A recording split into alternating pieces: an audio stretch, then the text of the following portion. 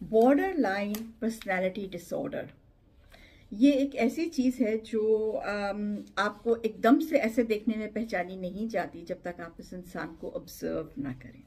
अस्सलाम वालेकुम जर्मन परदेसी विद सोसाइटी टॉक्स। और ऐसे बहुत सारे लोग होते हैं हमारे साथ में जो हमारे इर्द गिर्द होते हैं, जिनसे हमारी day in and day out मुलाकात रहती है, और वो बॉर्डर लाइन पर्सनैलिटी डिसऑर्डर में होते हैं।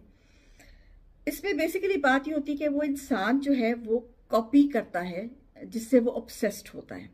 इसकी सबसे जो एग्जांपल्स दो मैं आपको देती हूँ ताकि समझ आ जाए बात को। जो मेन एग्जांपल्स हैं, आपने देखा होगा ये जो प्रिंस हैरी की बीवी है मेगन मार्कल, उसको अगर आप देखें तो उसके जो कपड़े हैं अगर आप उसको देखें तो वो जो उसकी जेठानी है केट मिडलटन, उसको कॉपी करती है और कोशिश करती है कि वो उसी तरह के कपड़े पहने, उस तरह करे जैसे वो करती है। लेकिन original is original, copy is copy.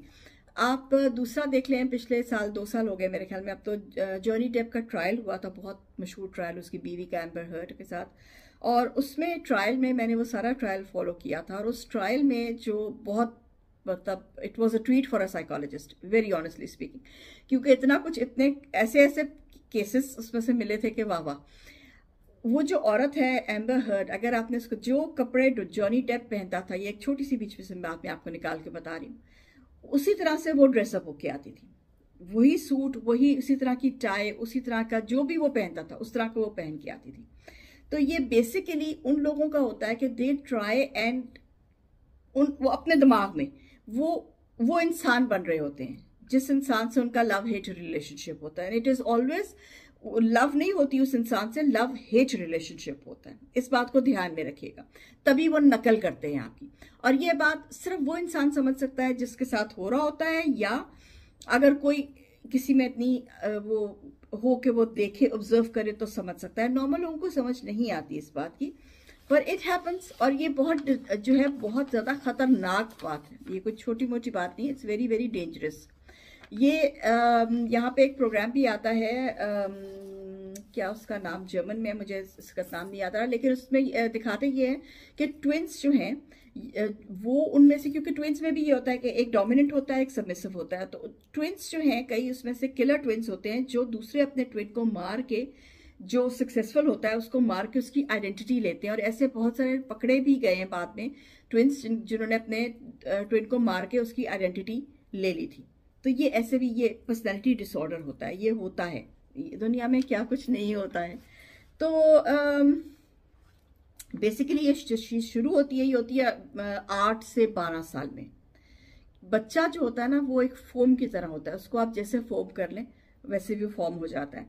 और ये कह लें कि ये 5वीं स्टेज है साइकोलॉजिकल डेवलपमेंट में जो आती है।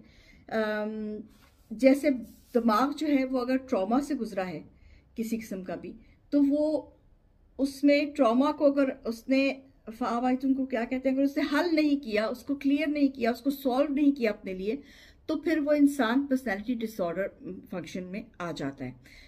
मैं ज़्यादा टेक्निकल नहीं कहना चाहती, लेकिन बस इतना इसको इस तरह से समझ लीजिए कि जब इंसान आपको आपको कोई ऐसा लगे कोई आपकी नकल उतार रहा है, आप जैसे कपड़े पहन रहा है, आपकी तरह की हरकतें कर रहा है, आपको ज्वेलरी का शौक है तो वो भी ज्वेलरी पहनना शुरू कर दी, आप हंस के जैसे बोलते हैं वो भी उस तरह ही हंस के बोल रहे हैं, या आप गुस्से में बोलते हैं तो वो भी आप गुस्से, तो वो जो आपके नेचर है या जो आपकी बात करने का अंदाज है या कपड़े पहनने का अंदाज है, वो अगर दूसरा इंसान अपना रहा है तो उसको सही मानों में पर्सनैलिटी डिसऑर्डर है।